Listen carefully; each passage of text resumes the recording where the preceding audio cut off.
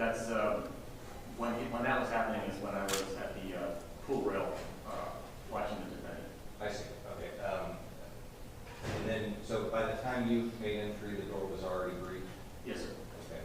And when you entered the apartment, what was your role in that immediate situation? So I went in to do the secondary search. We always do a primary search and then we do secondary search, and it's a search for people, not for anything else, for safety, privacy and safety. So I went in to do a secondary search, walk through, make sure that we didn't miss any people. I stayed with Officer Neuroberger by the front door for a few minutes, checked the pulse on the victim, and then EMS came and left. And to be clear, you didn't find any other people in that apartment? No, sir. Besides the defendant? Yes, Okay. yeah, and he was either out already or in the process of being out when I was going in there. Because you weren't the one who put the cuffs on, is that right? Correct. Okay. Did you observe, well, the suspect taken into custody didn't offer any physical resistance to the officer that you observed? Is that accurate?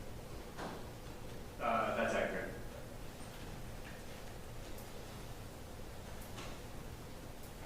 I want to ask you a little bit about patrol rifle, as the prosecutor did. Your patrol rifle rated, and that, correct me if I'm wrong, but I believe that requires at least initially a 40-hour course on how to use the patrol rifle, and then after that requires annual recertification. Is that right? That's right. And are you specifically rated for the AR-15 platform rifle? Yes. The rifle that you use, I think you said this, but correct me if I'm wrong, it's not an apartment issued rifle, it's your personal rifle?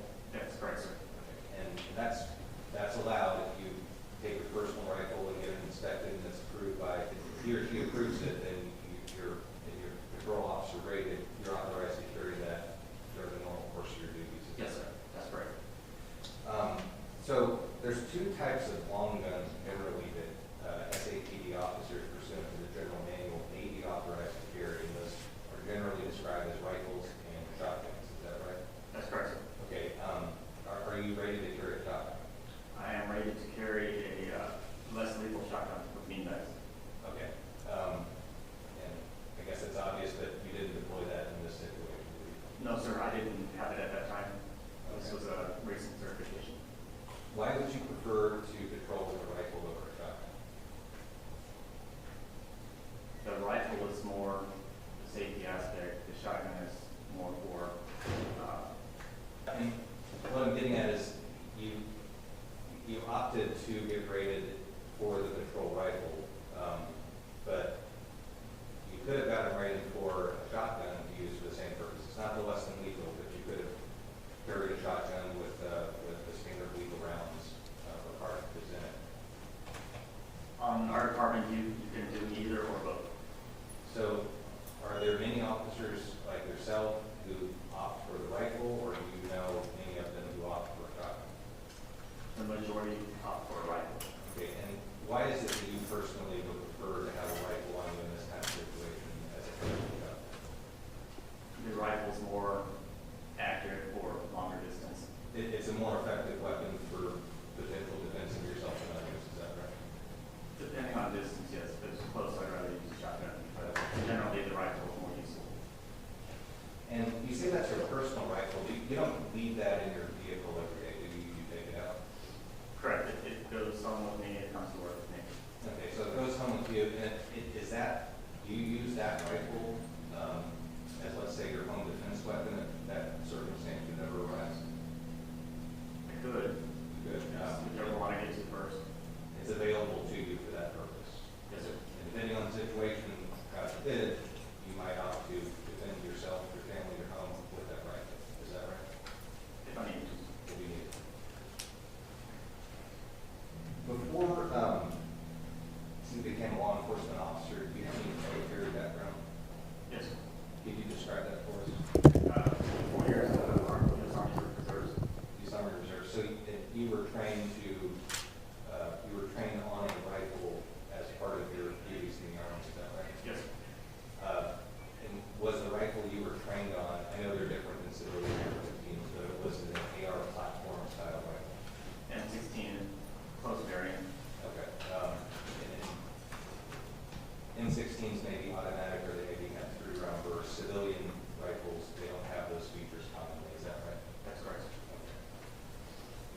So you have got, safe to say, many rounds through an AR-15 platform rifle, is that right? I have.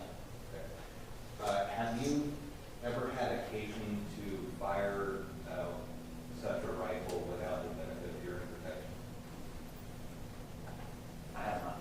Okay. So when you're practicing all these many rounds you've shot, you have some form of hearing protection. Can you tell us what you usually wear for that purpose? It's been foam inserts in the past. It's usually electronic hearing protection now.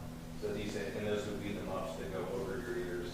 Yes. Okay. And are those more effective at preventing potential hearing damage than just sticking a plug in there? I don't know that one's any better or more effective than the other. The electronic ear muffs are beneficial because you can turn the volume on and it will enhance your hearing, but also block out reflections. Okay. So you can hear others around you on the range? Yes. Things like that. This is going to seem like a silly question, but why do you wear hearing protection when you're protecting this right? Protect my ears. Protect your hearing, yeah, hearing, that's why it's called hearing protection, right? Yes. Okay. Because those rifles they're loud, aren't they? They're loud.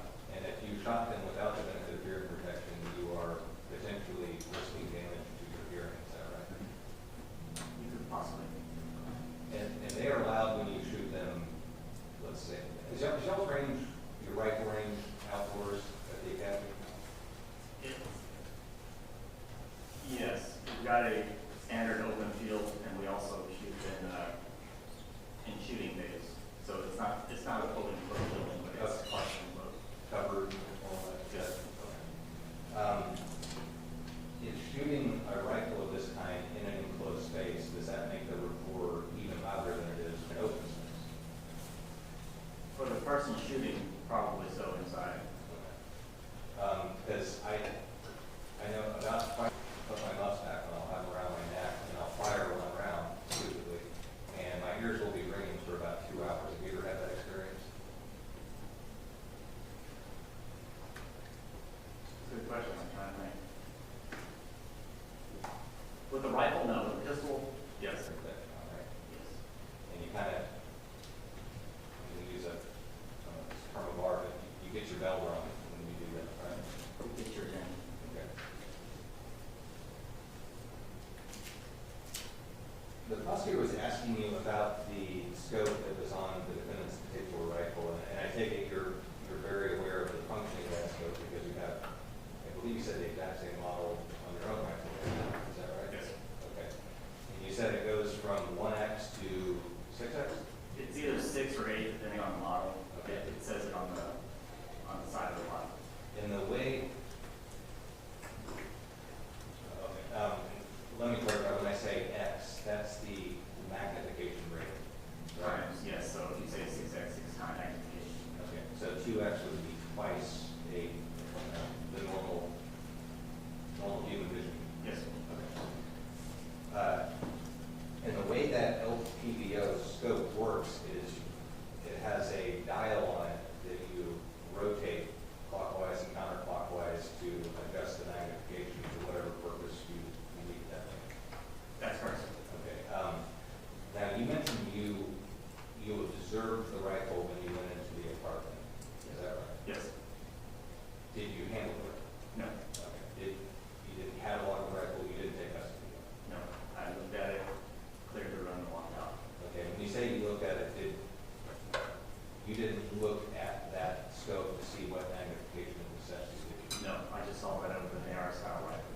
Okay, and as that rifle has been in this courtroom today, you can't tell us whether it was on the same magnification setting as it was the day you made entry into that apartment, is that right? I could not tell you.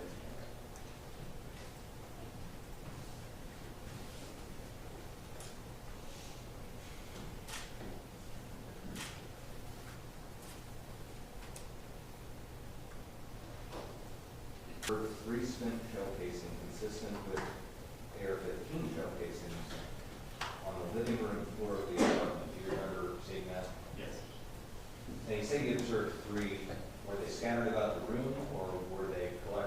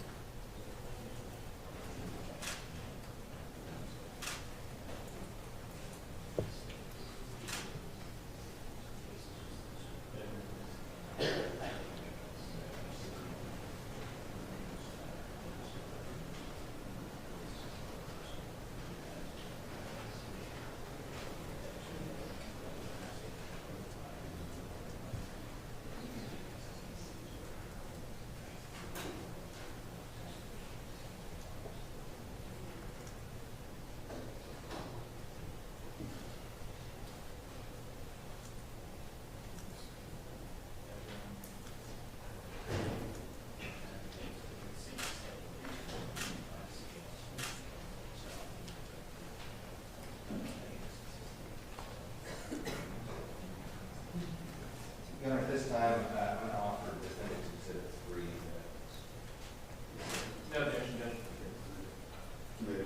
I'm going to bring to public hearing 3.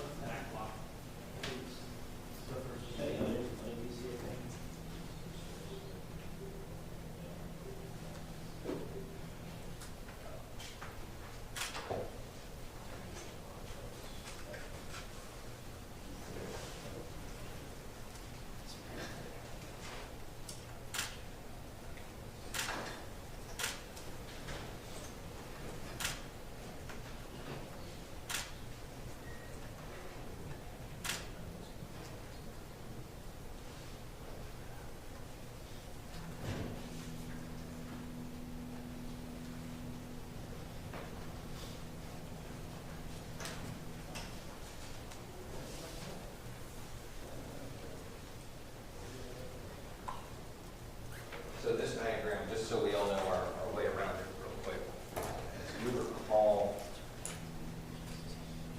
taking entry, this appears to be the only external accessible door besides the patio to the apartment. Do you believe that's the door that you would have been made entry into? Yes, sir. Okay, this circle is where you just drew the approximate location of the shell casings, is that right? Yes, sir. Thanks.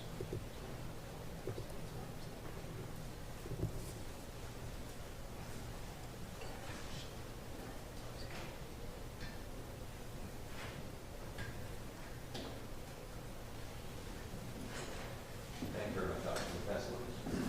Just briefly, Judge.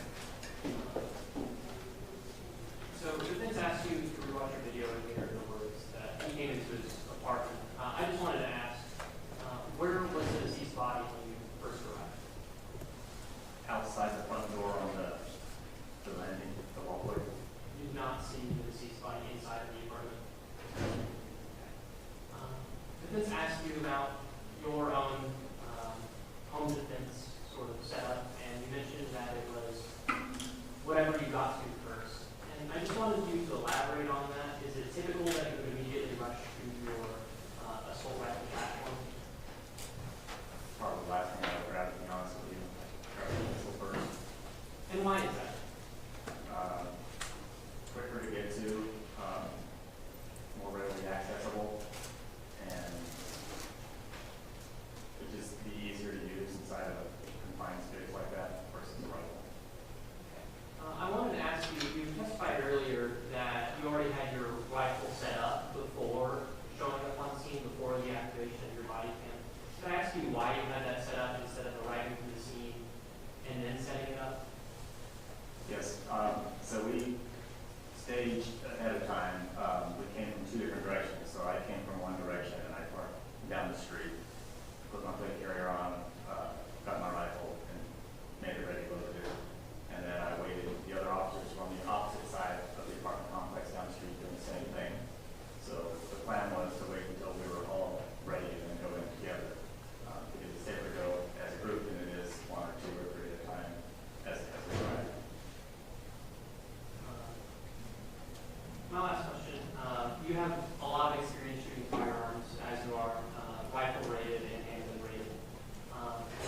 Is it typical that cartridges land immediately? They generally will land in the same area, but I can't explain why. But there's times where some will land right where you think they should, and some will land further back.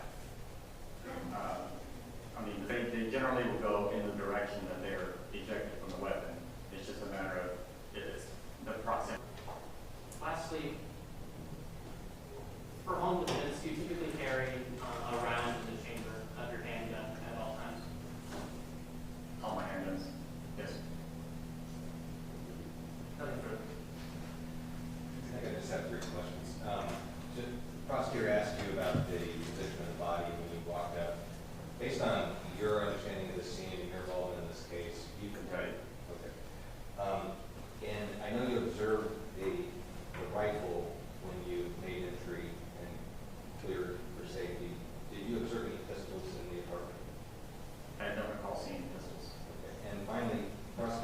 you about the direction of spent shell casings. So when you fire an AR-15, the projectile is fired out the barrel and muzzle, and then the rifle cycles, and as it cycles, it ejects the casing from that now fired cartridge. Is that an accurate statement? Yep. Okay. Based on your experience with AR platform rifles, is it accurate to say that those, because we heard testimony earlier from Officer Torres Rosado, he said in his experience that these cartridges fire to the right, if it's a right projection port, and potentially back up to 20 degrees. Does that comport with your understanding of the mechanisms of those rifles? I wouldn't testify to the degrees, but yes, generally they eject to the right side if the ejection port is on the right, and then it's right rear. Right. I guess you're 3, 4, 5 o'clock.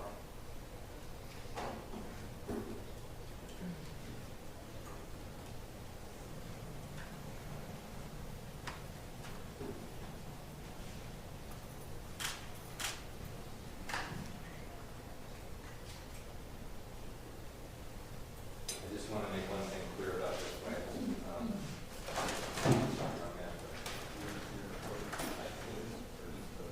I'm just going to show him the rifle first.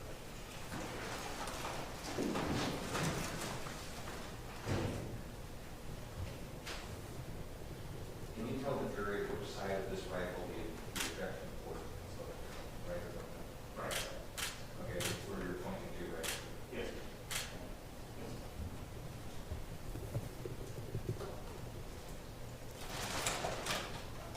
And that's all the questions I have. Thank you. Thank you, excuse. Next witness, please.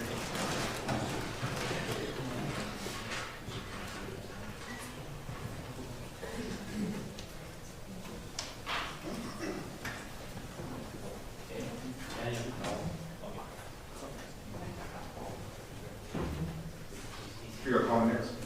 Your Honor, state to call David Pendleton.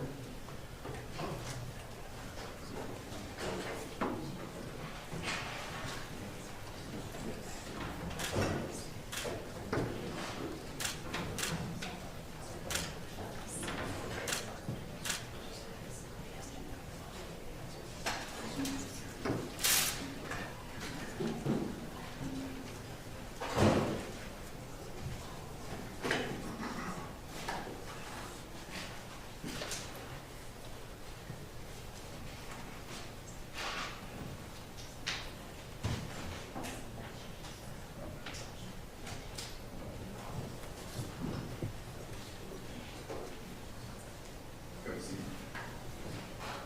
You raise your right hand. Swear to tell the whole truth, nothing but the truth, so help you God? I do. Okay, go ahead, sir. Thank you, ma'am. Good morning. Morning. Would you mind saying and spelling your name for the court reporter and jury? Yes, sir. My name is David Pendleton. It's Pendleton. And, Mr. Pendleton, who do you work for? I'm a firearm examiner at the Bexar County Criminal Investigation Laboratory, but most people just call it the crime lab. And how long have you been employed there? In the end of this February will be 19 years. And as an employee there, what is it that you do? What are your duties? On a daily basis, I examine evidence, firearms evidence specifically, involved in criminal matters. These can be both firearms, fire cartridge cases, and fire projectiles. And I make a determination, or attempt to make a determination, if evidence items, questioned evidence items, were fired in a particular firearm. And have you been doing that the entire time that you've been employed there? Most of those. And so, could you tell the jury and us about your training, your education, your experience in that field? The majority of the training is done within the lab. Actually takes a couple of years. We also do outside training when available, and we are proficiency tested by an outside agency yearly. As far as education, I have a bachelor's degree in criminal justice and a master's degree in justice policy, both from the University of Texas at San Antonio.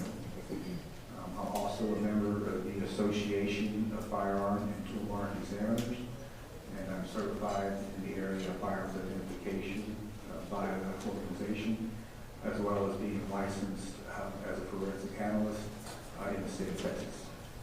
And have you testified as an expert witness before? Yes, sir. How many times have you testified? Somewhere around 90-something times. And is all that in Bear County, or have you testified in other counties as well? Other counties as well, yes, sir. Now, I want to ask you about where it is that you conduct your testing. You mentioned it's called the crime lab. Can you tell us about the crime lab? Yes, sir. The crime lab is a separate entity. We are not a part of the sheriff's department or the DA's office. We are actually for fee service government agency, and we take clients from the county and surrounding areas. San Antonio Police Department being our biggest customer. And is our crime lab is it accredited? Yes, sir, it is. And what does it mean to be accredited? Accreditation basically means that you have standard operating procedures that are accepted within the scientific community. And so could you describe how many testings you do on a particular workday?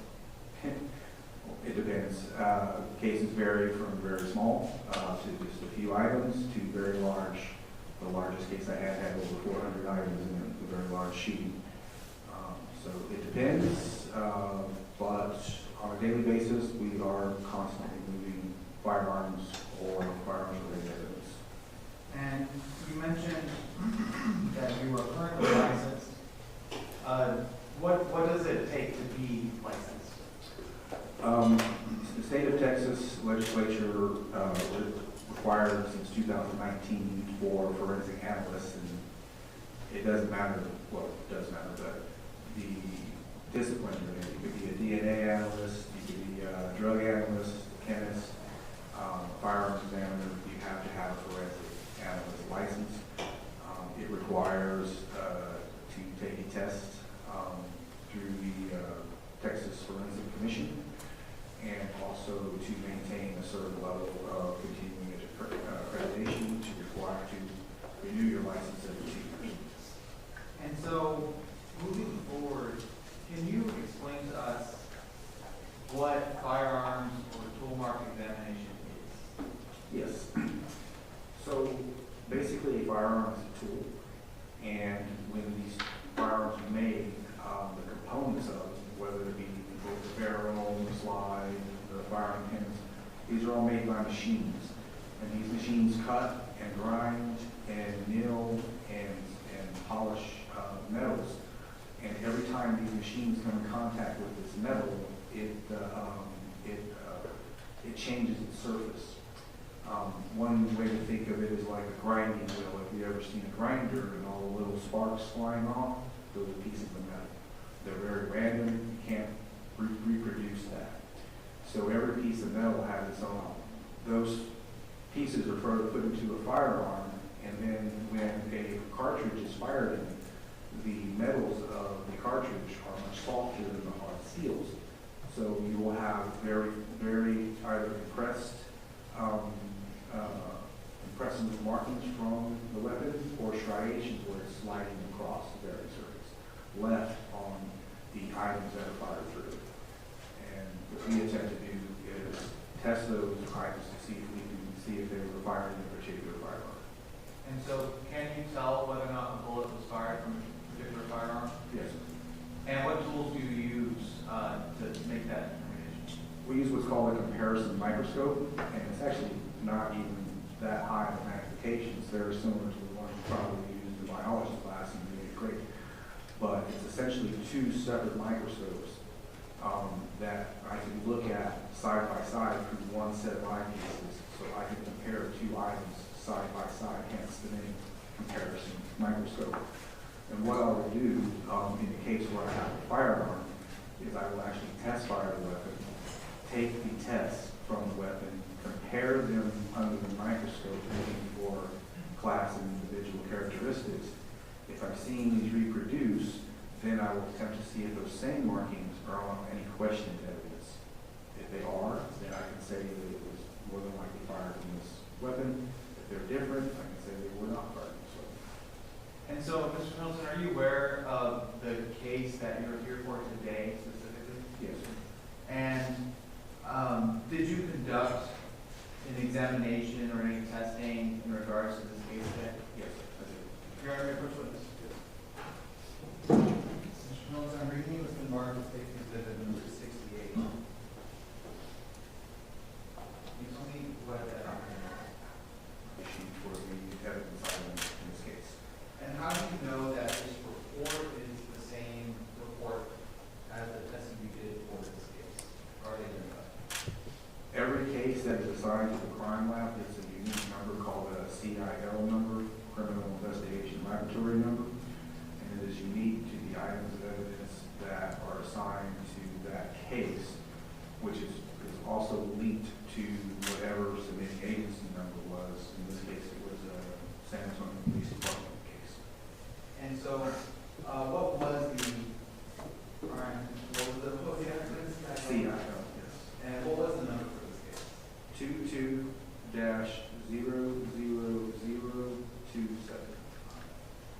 Now, for this case, I think I have your own copy here, but I'll leave this copy with you too. For this case, can you give us a rundown of the battery of testing that you performed on the items that were submitted to you? Well, first there was a rifle, semi-automatic rifle that was submitted, so I conducted a series of checks to make sure it was safe to fire, and then I test fired the weapon cartridge cases. I generally fire twice to make sure that it's both cycling properly, and then I have two tests to compare to each other. And real quickly, you got me up to Steve.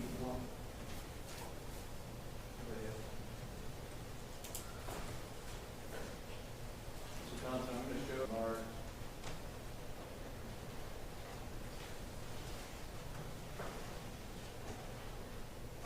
So I'm going to show you what's been previously admitted and also marked. And give you the numbers in a second before we go over them. Try and move this well on.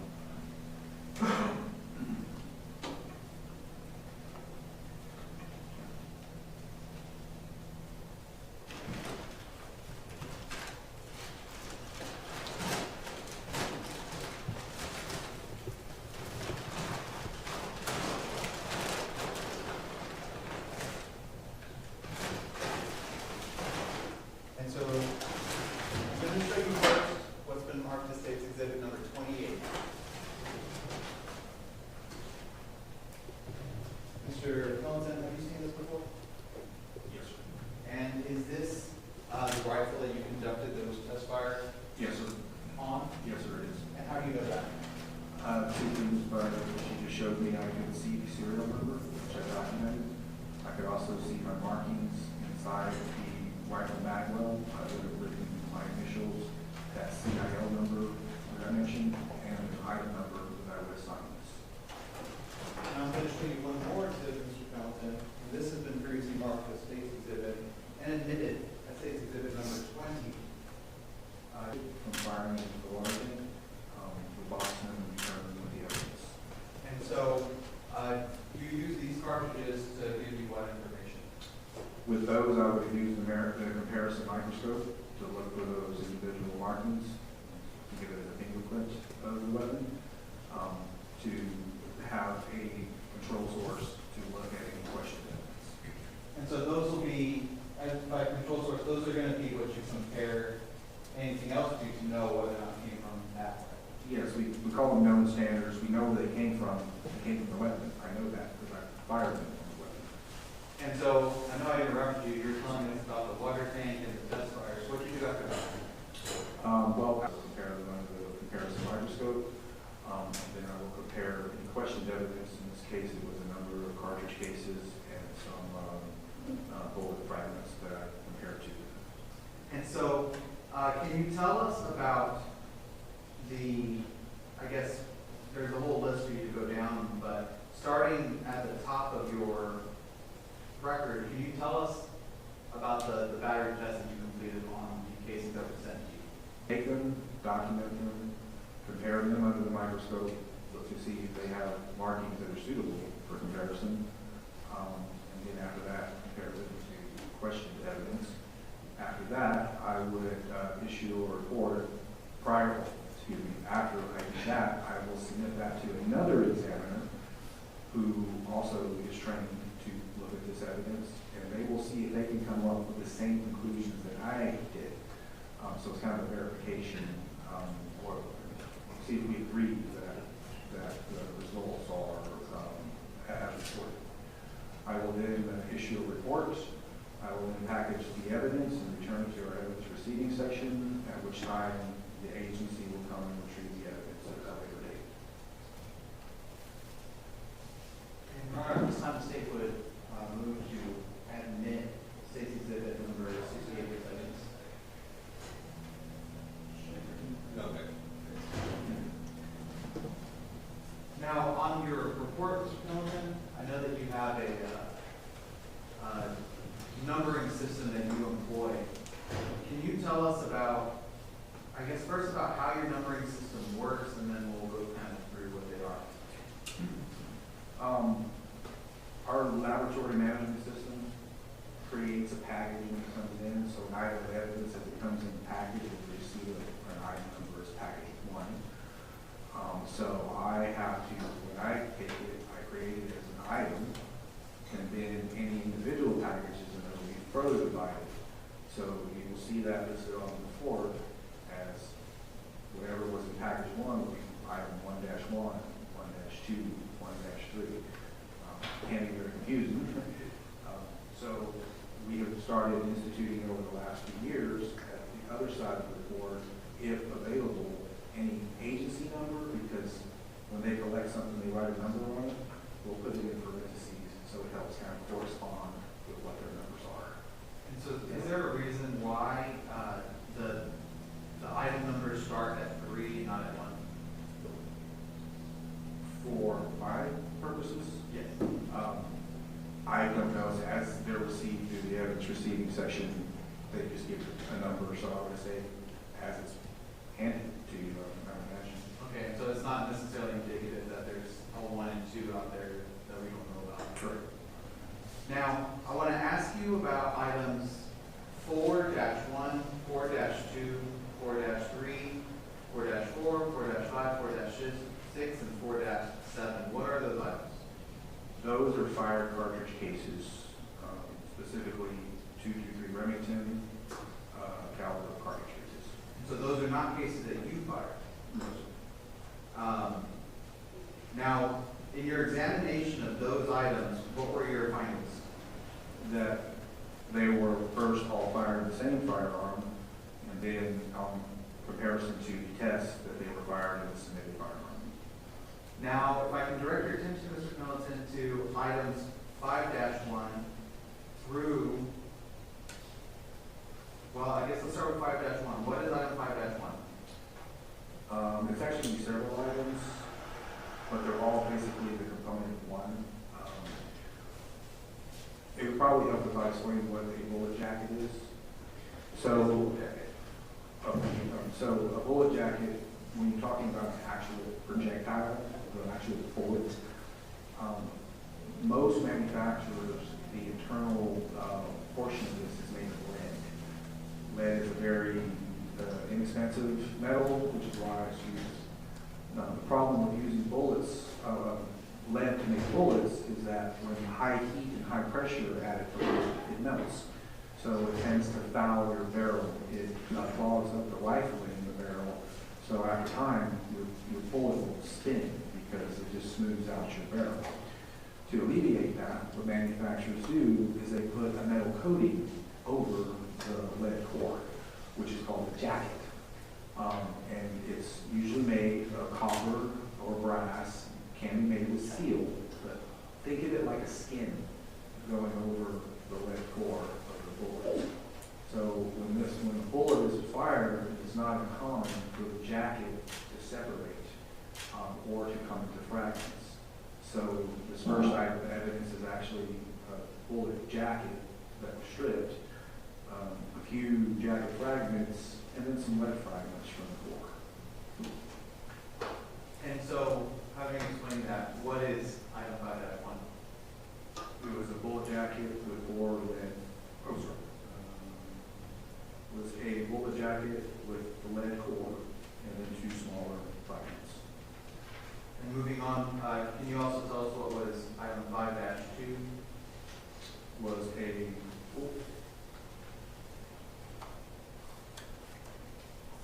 so this is actually a full bullet, but it has a more portion of the bullet, but also with some more fragments of lead in the jacket. And so going through these next couple items, 5-3 and 5-4, where was it that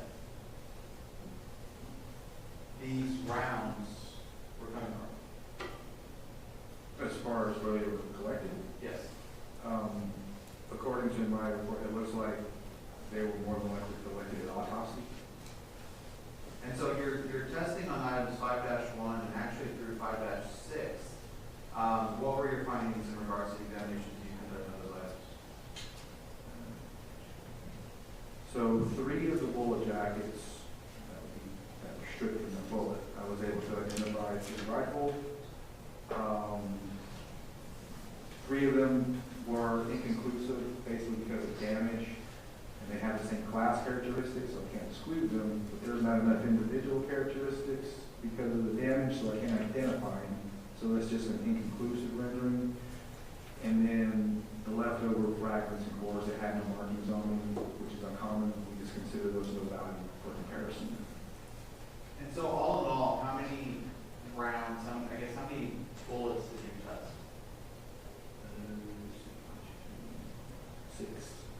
6.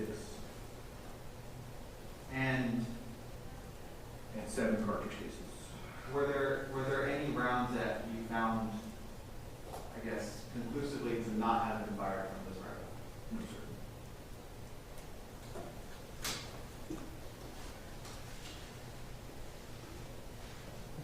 Thank you, sir. Councilman Smith. Mr. Clinton, hello, I'm one of the attorneys representing Mason Lubitz, the defendant in this case. My partner, he tries a lot of cases, he knows you from previous testimony. I do a lot of appeals, so I've read your work. So I say that only to say, we don't dispute your qualifications to testify to the things you're going to testify to today. And we further do not dispute your conclusions you came to. I just want to summarize those conclusions so that we all understand them. So essentially, you determined all of the cartridges, spent shell casings that were submitted to you could be traced to the firearm that was also submitted to you in this case. Is that accurate? Yes. Okay. And to determine that 3 of those could be traced to the rifle submitted, is that accurate? Yes, sir. And the rest, either there wasn't enough to perform your evaluation or it could otherwise be traced to that or any of those? Yes, sir, that's correct. Thank you. I do want to ask you about the magazine that was submitted. Now, you make reference to a magazine with, I think it was item 3.2 in your report. What is the cartridge capacity of that magazine? Generally, they're 30, but if you give me just a moment. Yes, I have it noted at capacity of 30. How many rounds were unfired rounds were in the magazine when it was submitted to you? I don't know if they were inside. There was 21. So they were submitted with the materials. You're not sure if they were actually in the magazine? Yes, sir. I don't know how they were collected. Okay. I do want to ask you about your report makes reference to .223 rim. That's the 223 Remington. Is that correct? Yes, sir. And more accurately, forgive me, that was my fault. 5.56 millimeter by 45. That's actually the metric designation. 223 Rem, the Remington is the civilian caliber, but we generally put them together because they can be used interchangeably. Okay, and that's what I was going to get to. So that the 5.56, 5.45, that's talking about millimeter measurements, is that right? Yes, sir. The 5.56 would be the diameter of the bullet, and the 45 millimeter is the actual length of the cartridge case. And .223 is the designation. If not the exact measurement for that civilian version of that round, is that right? Yes, but it would be the standard nominal measurement, would be basically 5.56 millimeters with 2.23 2.2, yeah, would that be inches, or is that called Inches. reading units? I use nominal, but yeah, I believe that is true. Okay. Can I ask you, you probably had occasion to shoot a fair amount of AR pattern style rifles in the course of your Don't career. target shooting anymore. Okay. Do you own any? I do. Okay. Why do you own AR-15 rifles? What's one of the reasons you might? There are several reasons to own an AR. One would be sport, one would be hunting, another would be defense. There's various reasons. I have mine for various reasons, and so do a lot of people. And in fact, if you know, tell me if I'm wrong about this, but the AR-15 pattern rifle is the most commonly sold semi-automatic rifle currently in the United States. Yes, sir. And the AR, as you just mentioned, semi-automatic, the AR stands for Armalite rifle, which was the original patent of the creator of the rifle that was later sold to Colts. So the AR actually is Armalite rifle. It's a semi-automatic rifle. It is extremely common. That's a good point. So a common misconception is that AR stands for assault rifle. Have you heard that? I have, yes, sir. But that's not accurate. It's actually Armalite rifle. Yes, assault rifle usually needs to be a designation of being capable of firing select fire to fire both full auto and semi-auto or burst. And to be clear, the rifle that you examined in this case, was it capable of automatic fire? No, sir, it's a semi-automatic rifle. So by your understanding of the definition, it would not be an assault rifle. No, sir.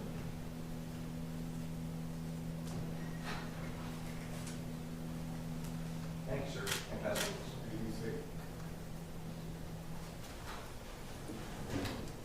Just another, if you know this, do you know what a binary trigger is? Yes.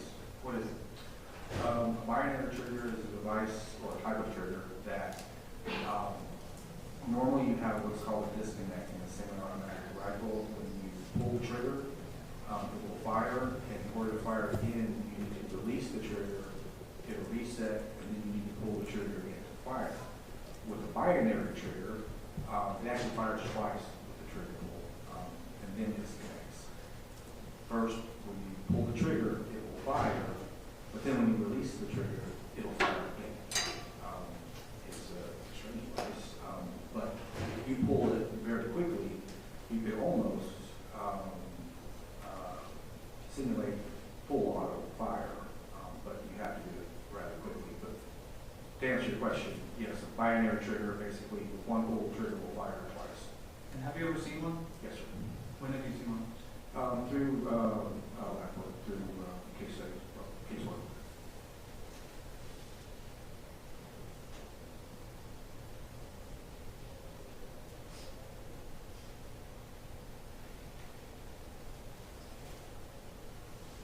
No further questions?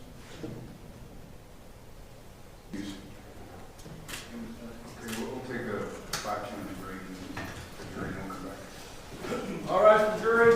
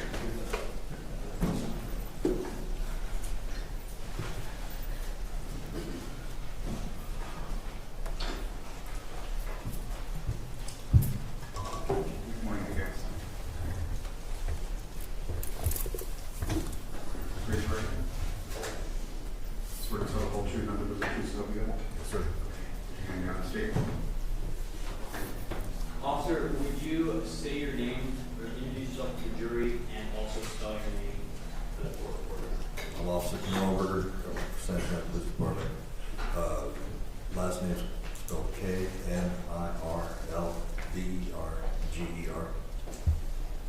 You said you worked for the San Antonio Police Department? Yes, sir. How long have you worked for them?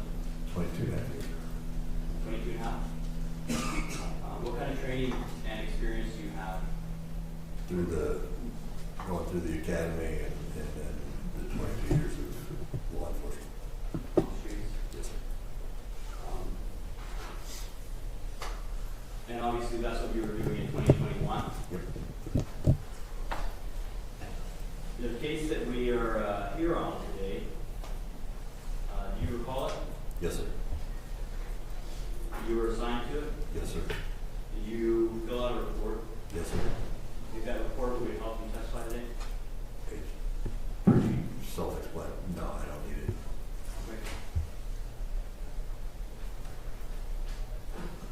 But as a police officer, how are you equipped? What do you mean? Do you have video equipment on? Yes, body cam. And that day, did you have a body cam on? Yes, sir. And was it functioning? Yes, sir. You trained to use it? Yes, sir. And did you, in fact, review video today? Yes, sir. Judge May approach?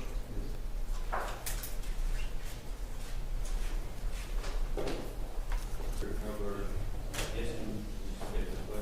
Yes. Is that the disc that you reviewed today? Yes, that's my initial badge date. Just that today, that's how you know it's one you reviewed. Yes, sir. What's on? Oh, it's a video of the call. Beginning setting? Yeah, I mean, Other than those actions, is it a fair and accurate depiction of what occurred that day? yes, sir. I'm showing defense.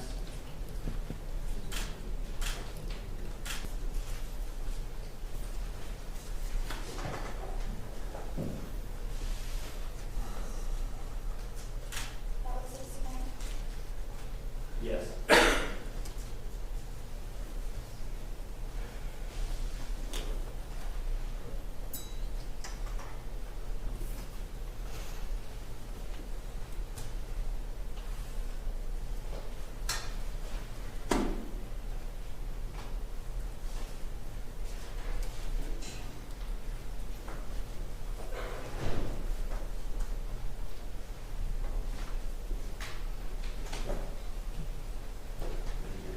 You gonna publish it?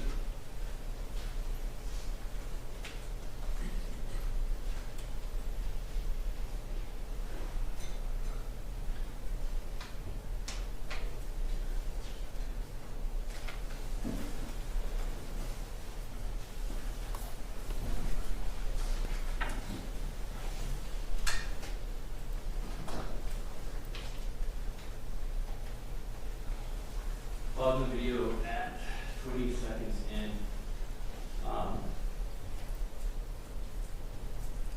You said you remember the day, you did your report, but when it came out over the radio, what was going on in your head? That we had a shooting in progress and there was a hit and you go as quickly as you can to get there. That's what you were doing? Yes, sir.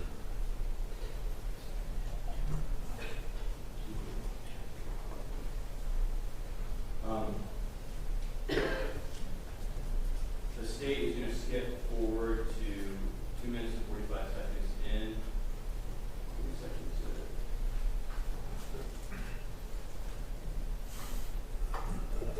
So were you one of the first officers on the scene? No, I don't know because the way the complex is, I was on the other side of it, kind of walking. Okay, so other officers are already on the scene. Kind of explain to us. So there's other officers on the scene already. I was coming in from the opposite side, which to me was the backside. I did not know if there was an exit to be able to get out the back. So the people that are up there, I started communicating with them, trying to figure out how the building lay. And so then we got the call. There was people talking to somebody on the balcony, and then we got to go to enter, and I was still the last on the entry team. On the entry team? Okay. So what were your duties as the last on the entry team? Pretty much to fill in any spot that hadn't been covered yet. So the two front guys go directly to the threat, and then somebody veered to the left. I went to the right, which was then a bedroom and a bathroom. Why were you going, like tactically, why did you do this? Why did you then turn to the right and everybody else? To clear to make sure there's no other threats. And you said you went into the bathroom and the bedroom? Yes, sir. All right. The state is resuming video at 2 minutes and 45 seconds.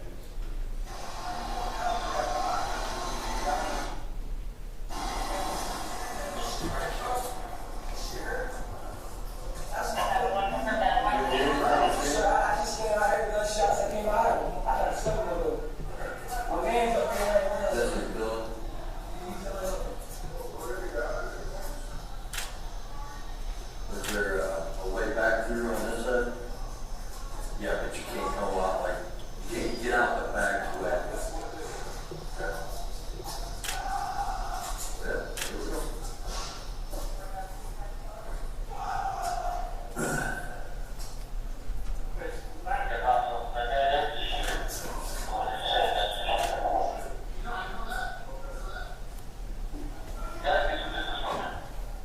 You got it in here? Hey, he doesn't have a direct lens.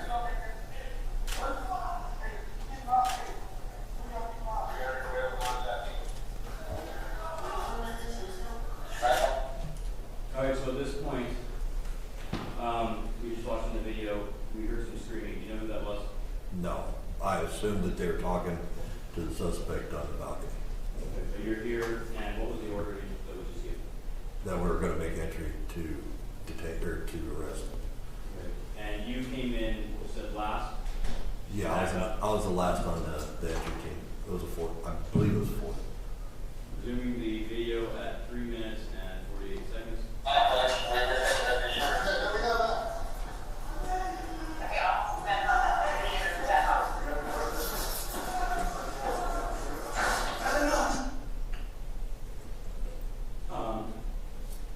Pausing the video at 3 minutes and 59 seconds.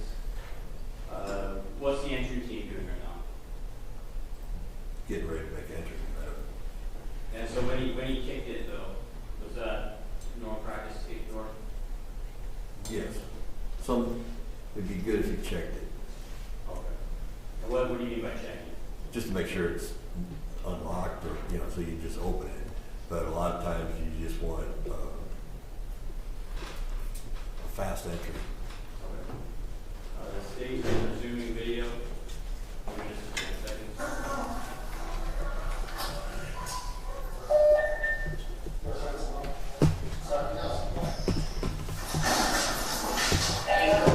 So in that clip, did you observe the officer reach forward and grab the handle to see if it was unlocked? I'd have to see it again. I did not look. I did not see it, but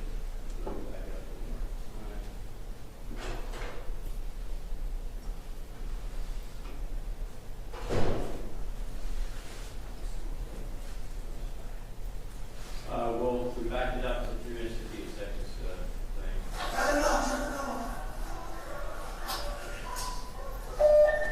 yes. You did observe and then check it, Yes. and he was unable to open it. With Correct. the handle. Okay. Resuming video.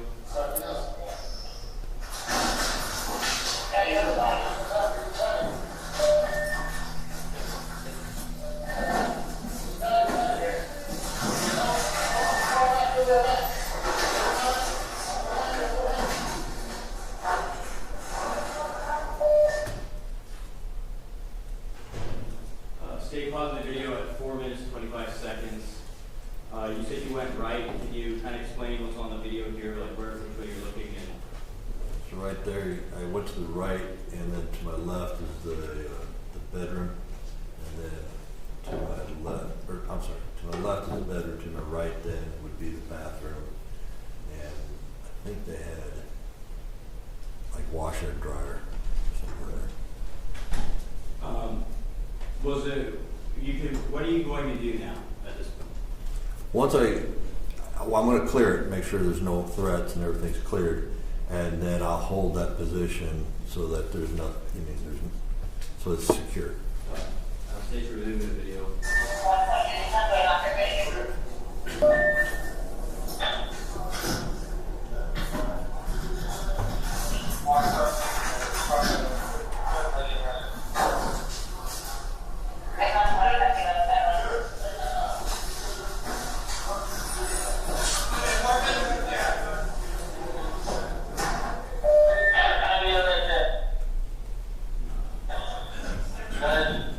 Stay pausing the video at 4 minutes and 56 seconds in. At this point, you are fully within the bedroom.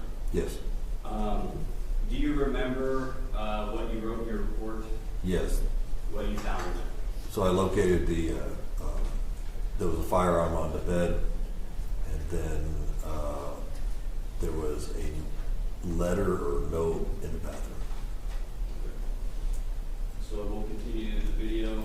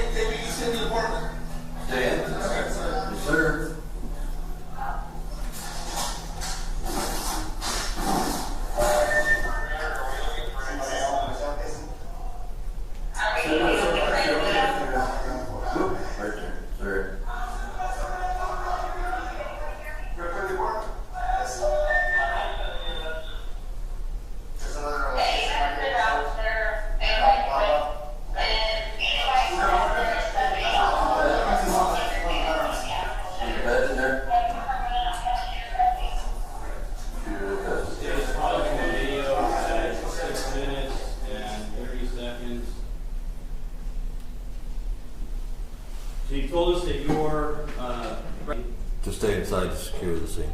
so you're securing it. What were you doing with the flashlight?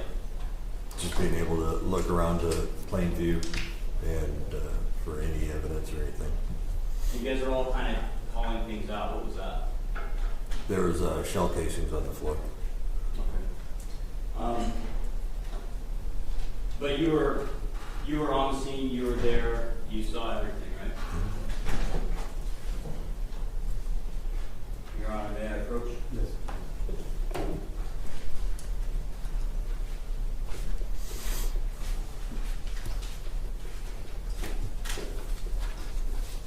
I'm handing you what has been marked States Exhibit 71 through 85. Can you take a second to look through those?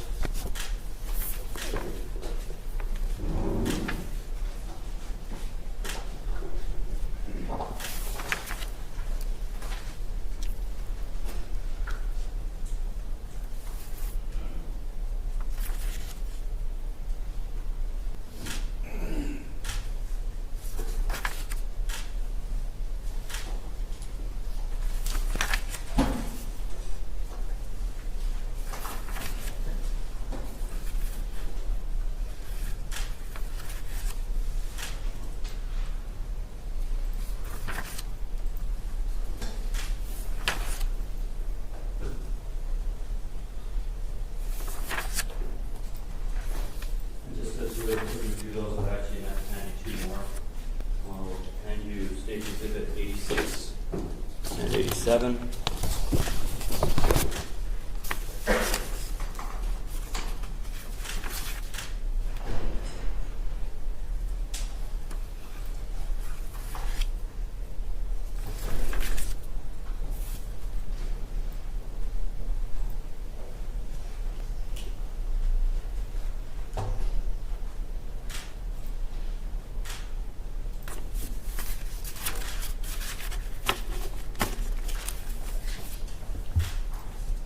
Do you recognize those? Yes. And are they a fair and accurate depiction of the scene? Yes. The day that you were there? Yes, sir. We, stage showing the defense, the exhibits 71 through 87.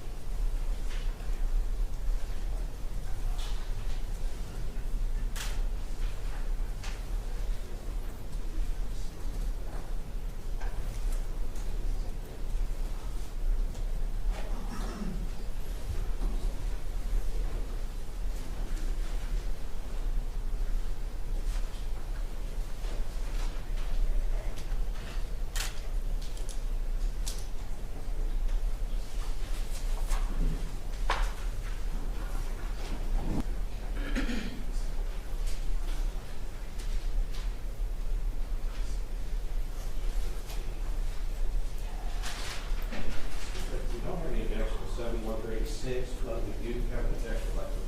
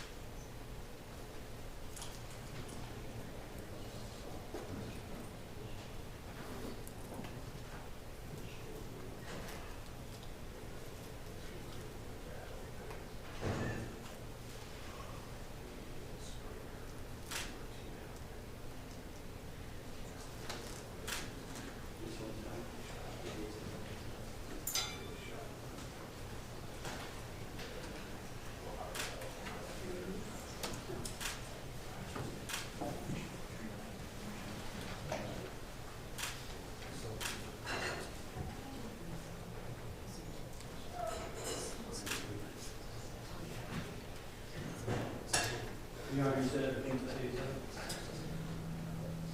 May add motion? Yes, I do have no objection to the rest.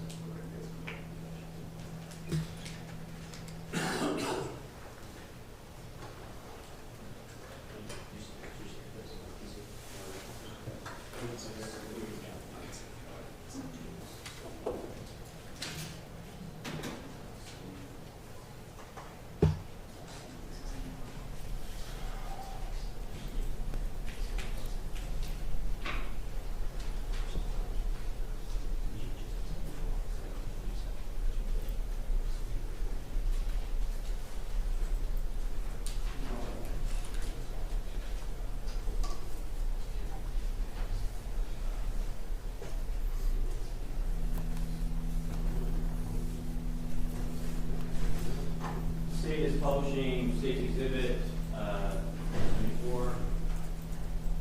Officer, do you recognize this? Yes, sir. Can you explain what it is? Looking in from the door to the living room, and then the balconies out in the back there. Okay, on this photo, when you first came in, where was it then? Where he was outside on the balcony. So, Through this there. area? Yes. And you would have then turned right into? Correct.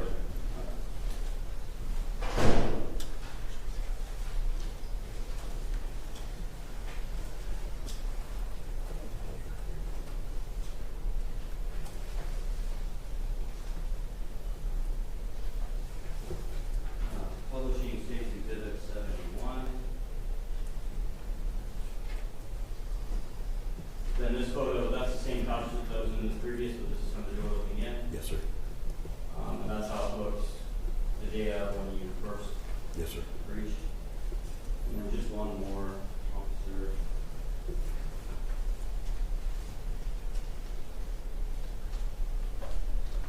State is publishing State Exhibit 86. Can you explain what this one is? That was looking out from inside out and over to the other apartment. And on this one, where is this photo from? That'd be probably, it would be from the doorway of the, And your body worn cam keeps the dates on it. It's a screenshot of your body worn cam. yes, sir. Okay, so it kind of has the visual, and it's on your chest from what the defendant's door is. Can you see this here? Yes. Do you know what that is? No. Oh, you're in the doorway. Yes. All right. Is there anything that's obscuring the vision to the doorway from this photo? No. Now, say you were standing where this officer is standing right here in your body worn cam, at the bottom of the stairs. Would there be anything in that officer's obstruction to see the door or what's going on? Well, yes, there's the basket there. Okay, in fact, can you see the officer's face? Down below? Yeah, No. it's obstructed by the basket. And what else is on that, really? The plants. So plants, I don't know what that is. The thing sticking up in the air. Halloween decorations. All right.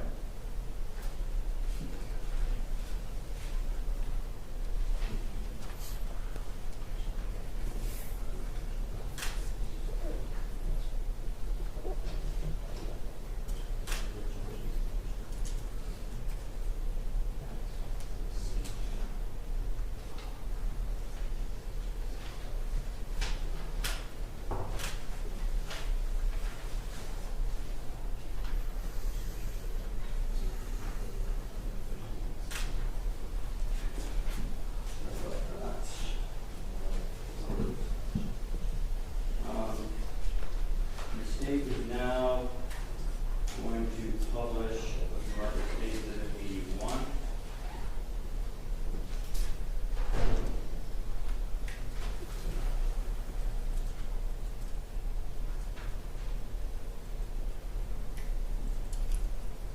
Also, do you recognize that photo? Yes, that was the firearm on the bed. That's the one you mentioned in your report? Yes. Same one? Let's go through a few more of those.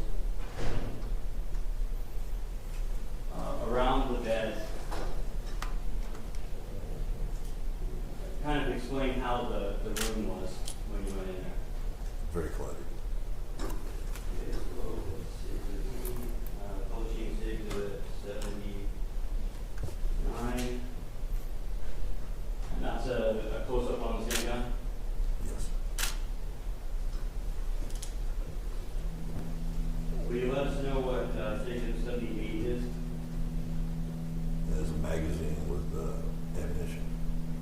I know it's a little bit more zoomed in, but can you see anything from this photo from the ones around the gun? The mattress. So kind of the same mattress?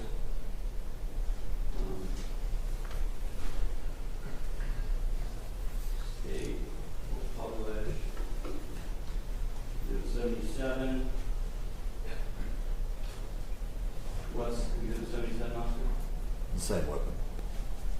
Okay, and then 76. The weapon with a serial number to make it. This is the same one.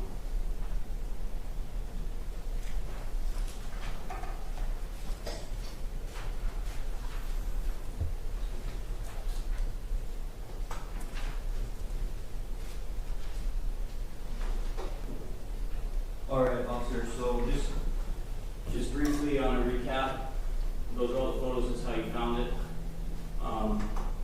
And at the end of that video, what did you do to finish out your day?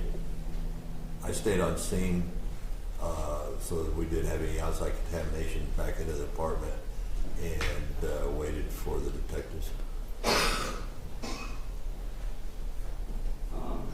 Say we'll pass over to Sean. Officer Gilbert, my name is Jason Dawson, I'm one of the attorneys for Mason. And I just have some questions based on your direct testimony that I'd like to talk to you about, okay? So, I may have missed it. How long you said you've been on the board? 22 and a half years. It's a long time. And so I'm assuming that you've seen quite a lot, that you've been on patrol the whole time? Yes, sir. All right. So this isn't the first time you were called out for somebody getting shot? No. Is it more than 10 times? 100? Honestly, I have no idea. I mean, last year we did close to 2 million calls. Yeah. Yeah. Big city, big department. Okay. So, and I guess one of the reasons one of the first things I want to talk about is, and this really doesn't have anything. It's not to disparage you, because I understand why you're saying it. But like when you were saying, you're not actually determining like, oh, this guy is the threat because the shooting was not justified. You're just saying right now we have to assume that he's a threat unless we're proven otherwise or shown otherwise. That's correct. Okay, because for instance, if you're in your house and somebody's coming in your house and threatening to assault you and shoot him, who's the threat? Yes. Who would be the threat? Person coming in. Right. The person threatening you, just because you shot him, that doesn't mean that you're the threat. Just Right. because the threat would be the person on the ground. Correct. And the threat would not be a threat anymore if you shot him and killed him. Right?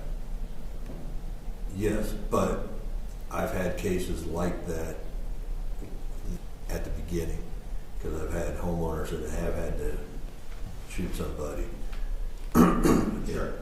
Well, and you know, one of the things that happened with this case, in particular, and this is why I'm saying I don't disagree. I'm not questioning you at all about why you're assessing the scene as you did. You need to be safe at home, right? At the end of the day. And that's totally understandable. But for instance, at the time, you didn't know that the guy who was dead had gone to step over. His father told detectives, he was walking into the guy's apartment for saying, I'm going to slap the shit out of you. And the guy fired him, and he would go, oh, well, we might consider the scene a little bit differently. But you don't have the option to think of it in any other way than your own safety. You would agree with that? Correct. Okay. So what it turned out, though, I want to talk about what it actually turned out when you got there. Obviously, you heard Mason, and he was upset, right? Yes. But he was out on that back porch in his underwear. Now, one of the things I've asked other officers, if you have had to shoot somebody and you know police are going to respond because you called them to say, I've shot and killed somebody, you would agree with me that when police officers, you're well-trained, you're professional, and when you go to a shooting, you don't want to see any sudden movements from a person that you're considering a suspect or a threat, right? Is that true? Correct. So the less you can see, the more anxious that you are. You agree with that? I don't know. Well, let me ask you this. They teach you and they train you that you can somebody can produce a firearm from a piece of clothing in a second. Yes. And they teach you that you always have to see where the hands are. Yes. They teach you got to check and see if there's any bulges or anything in the clothing that can suggest a weapon, right? Correct. But if somebody's in their underwear, it's really easy for an officer to see that he doesn't have one. Correct. And that makes an officer feel more comfortable as they're going into a situation like this, knowing that they can see the whole body and that the guy doesn't have a weapon. Correct. Okay. So even though it's odd, it looks odd, it's a pretty smart thing to do if you know the police are coming because you called them and you know you shot someone, right? Okay. I mean, you would agree with that?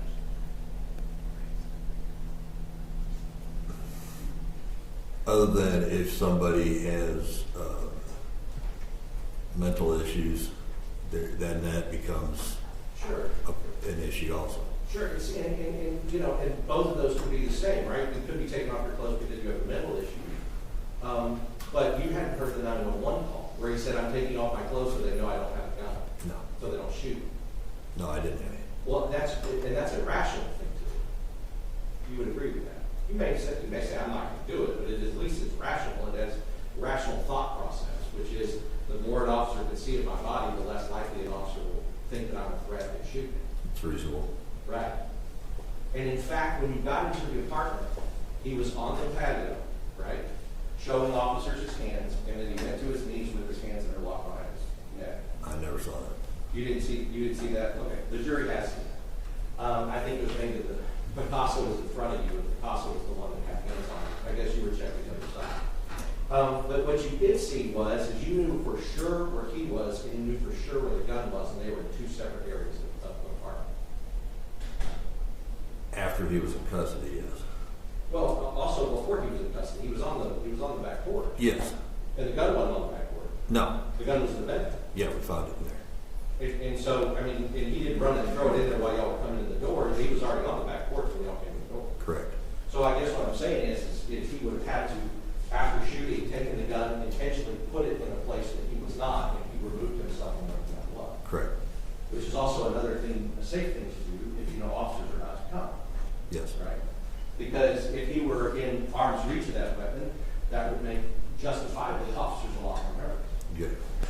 So everything that you saw coming in, you initially perceived that it's a threat, but when you actually got in there and saw, there really wasn't a threat to officers. There was a guy in his underwear complying with everything they said in a separate room from the weapon. That's correct. Okay. And like I said, you don't know, when you're getting to the apartment, you don't know if this guy had been like down there and shot this guy while he's just standing outside a doorway. You don't know and then ran in or did whatever. You don't know any of those facts, right? Correct. And that's understandable. So you're just gonna go and put somebody into custody, let the detectives do their investigation. And that's kind of where your job ends, right? Yes, sir. Now, one of the things you did, we looked through some of these, through some of these photos with the prosecutor.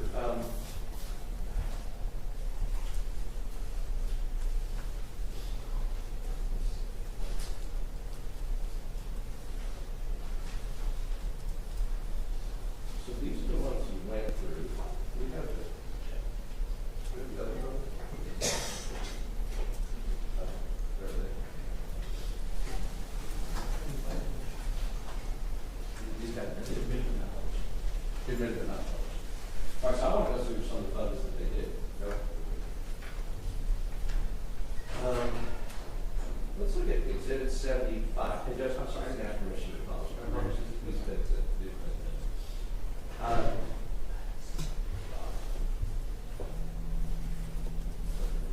Okay.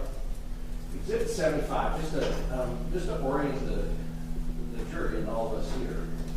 This, at the top of Exhibit 5, that yellow thing is a covering that's covering the deceased person. That's correct. Okay, so that would be the front door at the top of Exhibit 5. Now, you see that there's this wall here, right? It's like a half wall that is in the entryway. Yes, sir. If I remember that. And then as you can come back and come through yourself. One of the things you looked at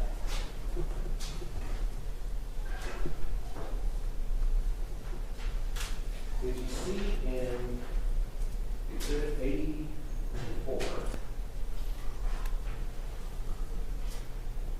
84, I think.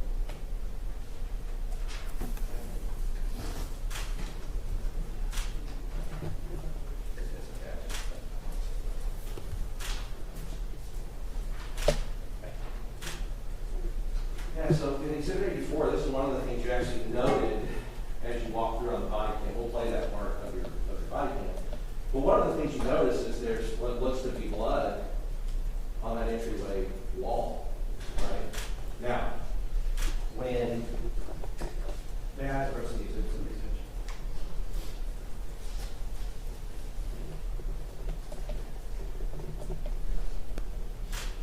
prosecution also published and showed the jury, well, I don't know if they showed the jury, but they entered Exhibit 61. This isn't the picture that you took or saw. But in Exhibit 61, do you know that this person is bleeding anywhere that you can see? No. Right. Now, you did see somebody who was bleeding, that was good to see. Correct. And then this blood is found inside of the home, Yes. which suggests that the person was shot inside the home. It suggests. Yes. And I mean, sure, there could have been other things, and I know that blood can, do whatever, but it is a good suggestion that if you shoot somebody in a home, that there would be blood in that home. Correct. Okay. And in fact, that's where you find fluids of material from what it looks like, right? And does that kind of stretch through down to here, or just like this? Just like a bodily fluid, blood? Yeah, it was just a mark, yeah, it was on the wall. Okay.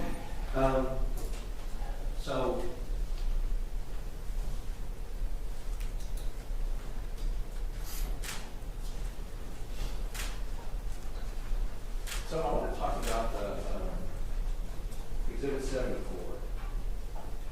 So Exhibit 74, what you have, and I'm really looking down at number 4.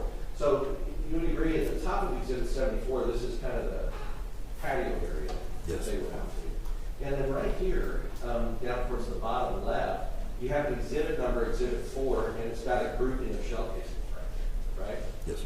So let me ask you this. When you go to the shooting range, I'm sure you go to the shooting range. Have you been in shooting ranges that are both inside and outside? Yes. And is it typical in a shooting range that what you're doing is you kind of have a little, stall that you're shooting in that has walls on either range? And we've heard testimony already that when you fire a pistol, it ejects out to the right if it is the right side ejector. Correct. Have you ever fired an AR-15? Yes. Do you own an AR? Yes. Do you own it for personal use, or do you use it as a police officer? Personal. And you use that AR-15 to help you protect your home? Yes. Because it is a reasonable weapon of choice to protect your home. Correct. Okay. So the AR, when you fired, have you fired that at a range as well? Yes. Okay.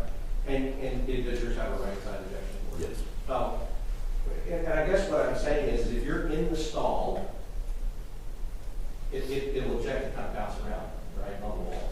That's one of the things that happens. Yes. And then after it bounces off, it either goes kind of straight back or it goes straight forward.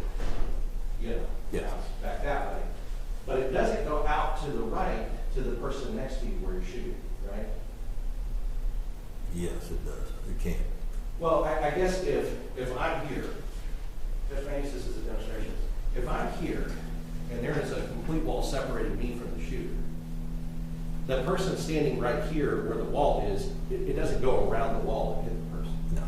Right. So, yeah, it can go, if you're in the stall, it can bounce here, up, forward, backward. Kind of at your 12 o'clock, it's your 6 o'clock, right? But, or it can just kind of collect here. Okay.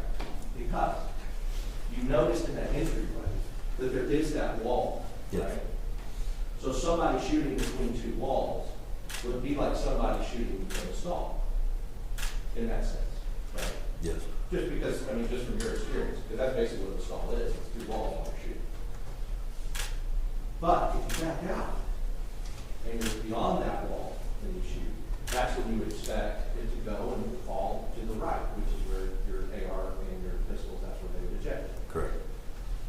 These are in a position where they have grouped themselves together, right? So if one's out, two's out, three's out, they kind of fell in the same place, right? Now, all of them didn't fall in the same place, and that's also your experience. You don't know where they're going to go. Correct. But what we do know is that where they are right there does not look like a shooter shooting between two walls. Because how do they group themselves all together in the same spot after bouncing off of the wall and going, right? Correct. What it looks like is the shooter, whoever is shooting past the wall, and it's ejecting where it's supposed to eject, right? That's what I mean, you're not an expert, but that's just what that looks like to a normal person.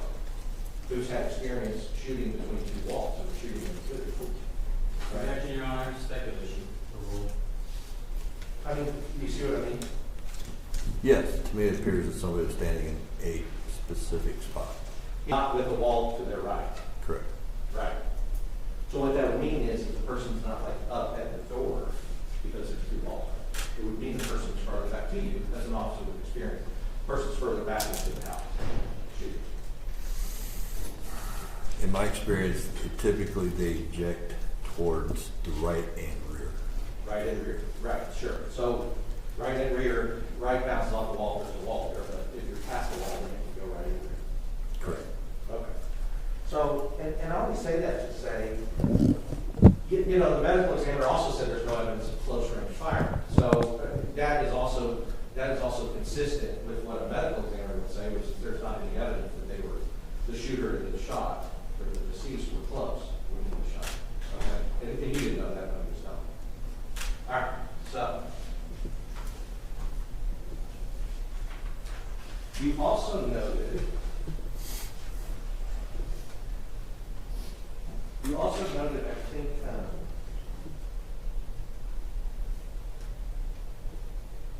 I think, there is like, state's 85. It's kind of hard, you didn't take these pictures. No. Because normally the way you take those pictures is you get to pull out and medium shot in the so, and I say that to say, it's difficult for us to kind of tell what 85 is, except that we know that the door is brick, right? Correct. So we assume that this is the door. And you noted that it has what looks like blood on the door as well. Correct. And when this door, if we look at 75, at 75 you can see the green door at the left side of exhibit 75. Correct. Right? And 75, you can see that when the door is open, it is inside of the home. Correct. So somebody can be inside of the home and blood spots and things like that, if the door is open while they're inside the home or almost in, the blood can go on that side of the door that then would be the outside part of the door, right? Does that make sense what I'm saying? Yeah. Because, you know, anything that happens, like at this point when the door opens, the door is inside the home. So the outside of the door is inside the home, if that makes sense. Right? Because some doors open out. This door opens in. And there's blood on that door that was noted in photograph. Now, you noted, I think you talked about it a little bit on the video, if I remember. I don't know that we watched this part, but you noted that the window looks obviously like it's shot. Correct. Now, the thing about this window is it looks like it got shot kind of, you know, at an angle, I guess. It doesn't look like the bullet traveled through one way or the other. It looks like it got shot down the wall. Right? I think you said it. Like, or does it look to you as if the bullets were coming out? I don't know. I just don't know. I don't know. Hard to tell. But if the bullets were coming out that window, then that means the shooter is standing. The shooter would be standing either on one side of the window or the other, lined up, and the bullets going a straight line, lined up with us all. Correct. And or normal on the side of the window, which there's a defect here and some other things. The shooter could be lined up at a diagonal or whatever, and it goes through the window that way. So it could be going in either direction as far as. Correct. All right. Look at 83. So now we have the firearm is on the bed, and that's where you find it. You would agree with me that the way that it's found, it's laid there. It's not a threat to anyone in the way that it is found after you guys get in and see it. Correct.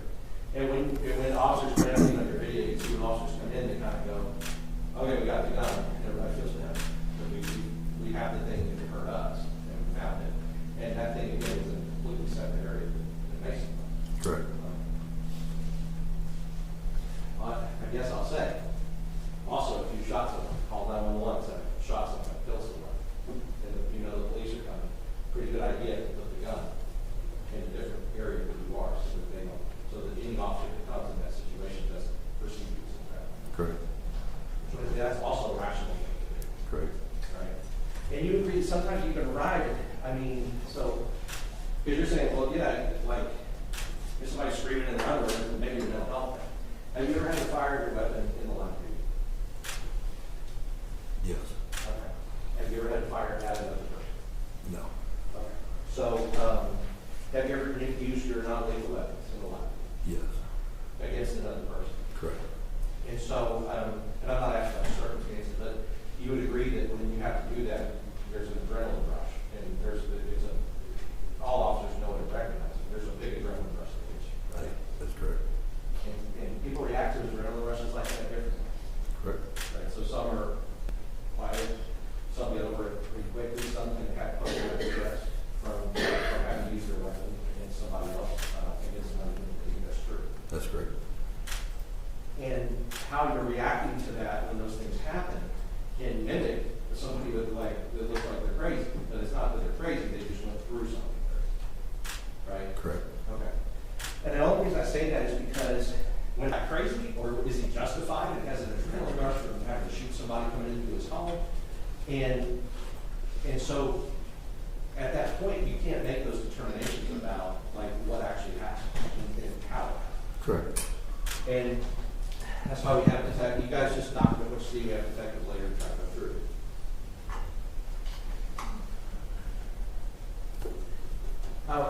Just, I understood that you said that you don't want, having an AR, it's 100% legal. If you qualify, if you're over 18 and you're not a felon, all that stuff, right? Correct. And having it in your home, there's nothing wrong with that for self-defense, right? No, sir. Using it against somebody coming into your home and threatening you, there's nothing wrong with that either. No, sir. Right. So they showed a video, and I'd like to. I won't show the video that they've seen it. You haven't seen it, but I will describe it accurately, and you can trust that if I don't, then they don't. Okay. Short video, ring camera the night before, where Mason is coming from the parking lot with his U-Haul was, and he's carrying the rifle from the parking lot into his apartment. Okay. So just imagine that's a video of him carrying the rifle from the apartment from the parking lot to his apartment. There's also nothing illegal about doing that. Correct. Right? I mean, you can walk through and get it. That's how you have to get it in the place that you're wanting to defend it. Right? Okay. So I guess if you had citizens though that are like, I don't like that thing. That freaks me out. Or that's scary that they have it. Yep. Right. And you tell them, I'm sorry. Real quick, if I can you switch this? I just want to go through this. Oh, yes.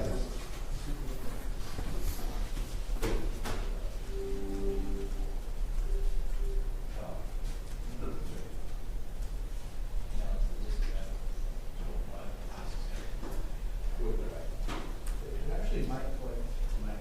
It might play. 69. Looks like it's playing now. The buffer is up to a certain point, so.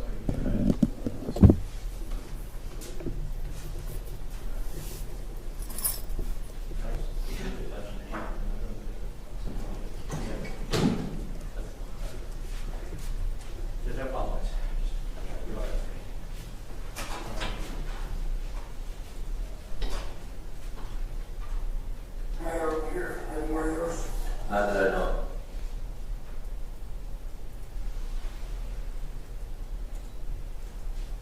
That's the only point.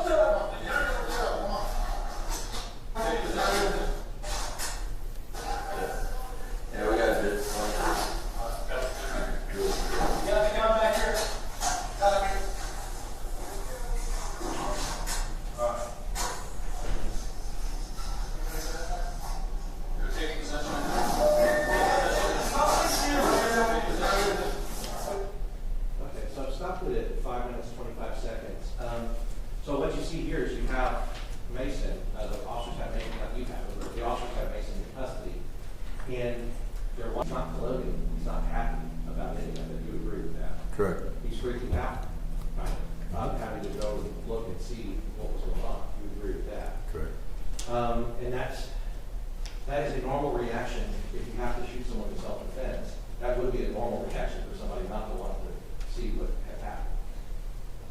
Right? It's normal for a normal person to be freaked out when that happens. Yes. And not to want to step over his body or even be around it. Right? I mean, it's normal for anybody not to want to step over her body or be around. Right? I can't, I mean, A normal person doesn't like to see that person. that would be, yes, Right? I mean, correct. Of course. So, I'm just saying that these reactions are reactions that normal people can have to what's going on. I'm not saying you have to testify about his, whether or not he is a normal or whatever. That just, it's consistent with what a normal person does in these situations, which is freak out, right? It can be one, or you can be just extremely upset with somebody because you had to do what you had to do. Yeah, exactly. You know, and that's a pretty common thing, though. If somebody is threatening you coming into your home, that already the adrenaline is high. If you have to shoot them after that, it gets higher. And adrenaline response can make reaction to make people scream and yell and say crazy stuff, right? You can. Yeah.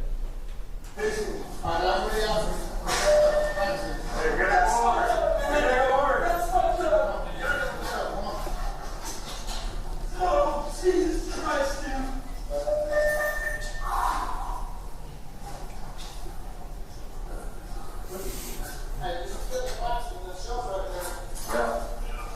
Okay. So just so that we can get clear, I can't use both of these at the same time, but I'm kind of showing 84, which is that picture of The blood. where the blood is. And so when we're looking at your video, that would be like over here on the right, inside the car, Right there where the keys are. right there where the keys are, inside. Yes.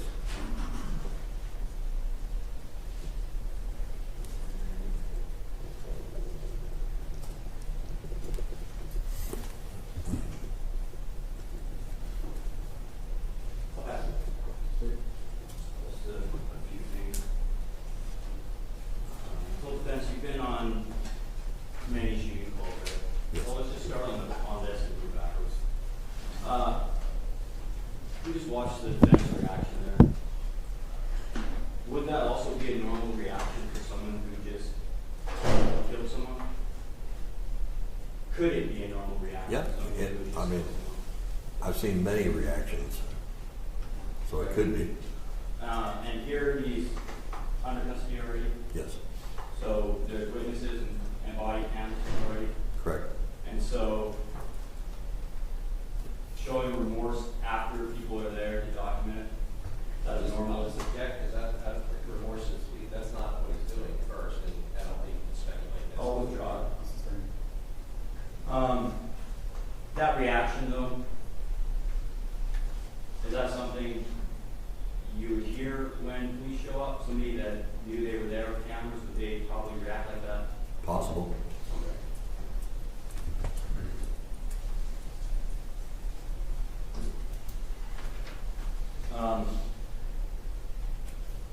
So to the many shootings that you've been to, did you get a number?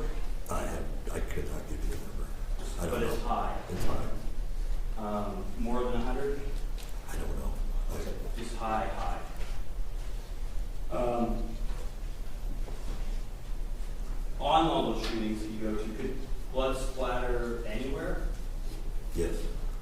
Okay, and here, in this portion of the video, where are the keys at?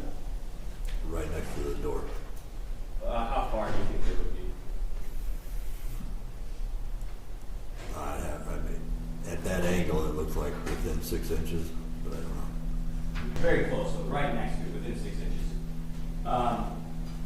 Could that have gotten there if someone was outside the door? Possibly. Okay, and was the body inside the door or outside the door at that time? Outside. All right, I just have a few more things.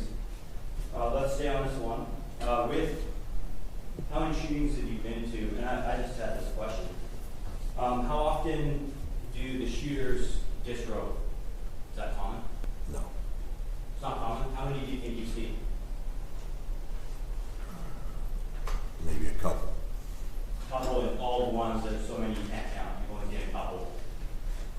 Where the defendant had the wherewithal and thought process to disrobe. Disrobing is very uncommon. Putting the gun somewhere else is very common. Okay, so disrobing uncommon, got somewhere else super common.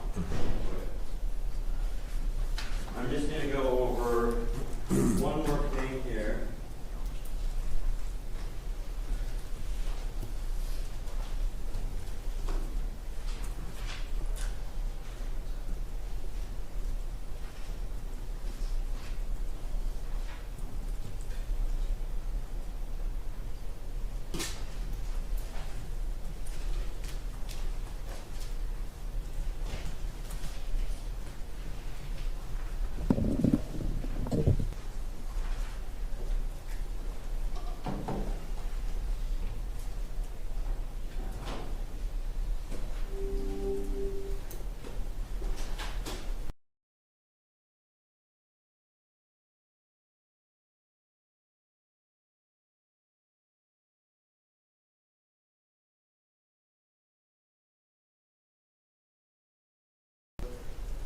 Yes. I know we went over in the body cam about the handle being locked, but what else was on the store at the time? Was the deadbolt working? Obviously. It's extended, right? So it was, door handle was locked and the deadbolt was functioning on that door. Okay.